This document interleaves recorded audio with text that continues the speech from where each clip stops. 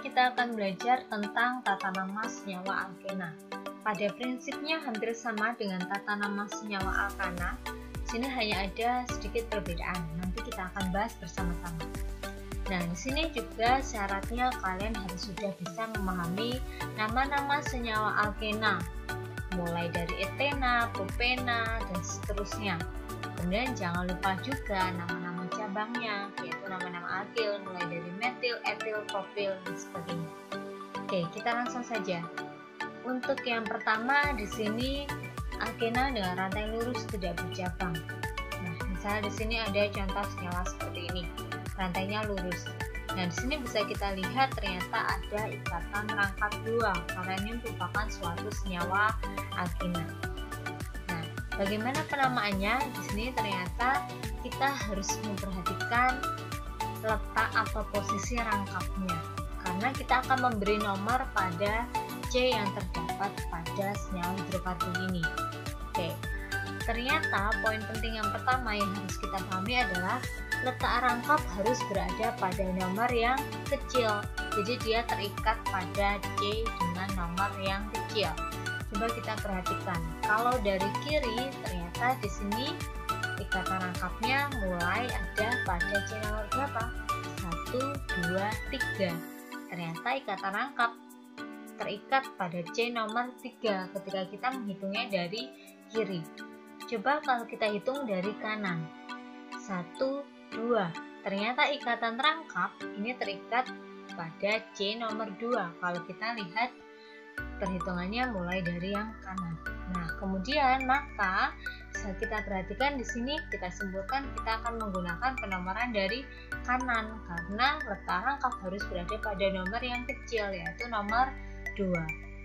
Nah, kemudian yang perlu kita perhatikan di sini maka ada nomor 1, 2, 3 dan seterusnya.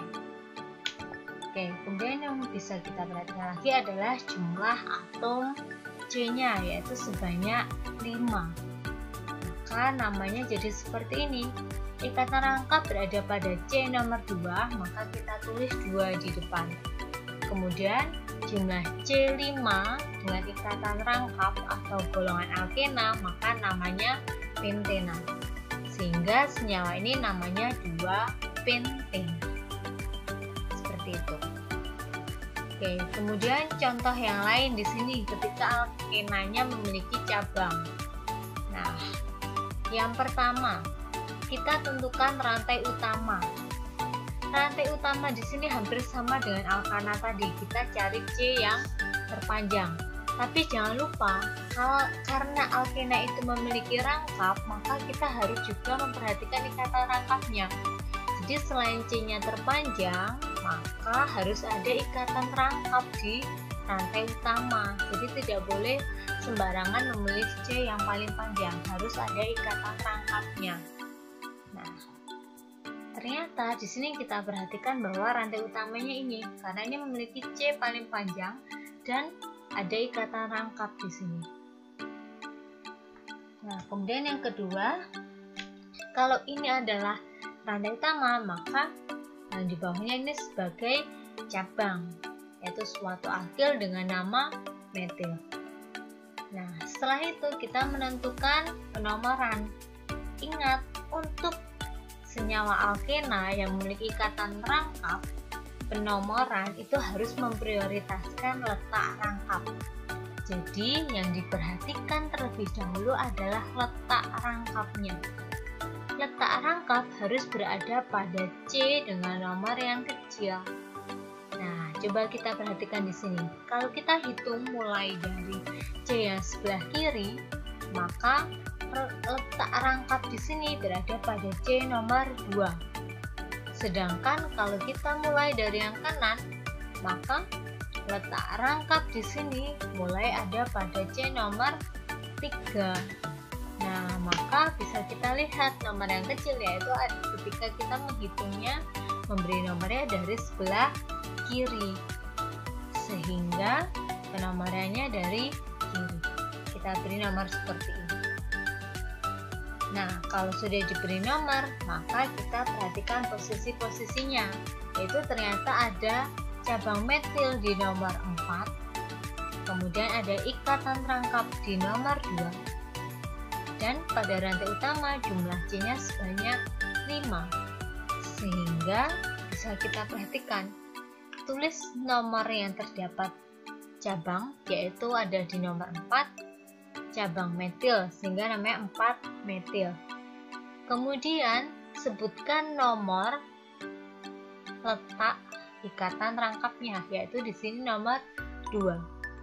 Jadi di sini ada angka 2. Kemudian jumlah atom C-nya sebanyak 5 dengan ikatan rangkap 2, berarti suatu pentena. Sehingga nama senyawa ini adalah 4 metil 2 pentena. Seperti itu. Nah, bagaimana jika rantai utamanya berbelok? Maksudnya seperti apa? Jadi kalau ada gambar struktur senyawa seperti ini. Nah, ingat rantai utama tadi C terpanjang dan terdapat ikatan rangkap. Nah, coba kalau kita perhatikan di sini. Nah, ternyata kita bisa membelokkan rantai utama. Kenapa? Karena walaupun kita belokkan ke bawah, dia C-nya tetap paling panjang karena jumlahnya ada 5. Dan ingat, dia juga terdapat ikatan rangkap. Nah, ternyata bisa kita buat rantai utamanya berbelok seperti ini, asal dia tetap merupakan C terpanjang dan terdapat ikatan rangkap. Kemudian bagaimana penamaannya? Nah, kita juga harus memperhatikan ada cabang di sini.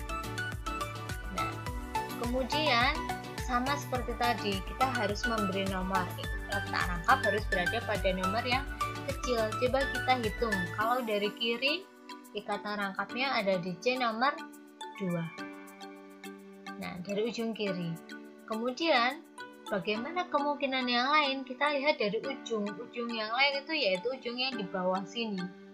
Kita coba hitung sini 1, 2, 3. Jadi kata rangkap berada pada C nomor 3.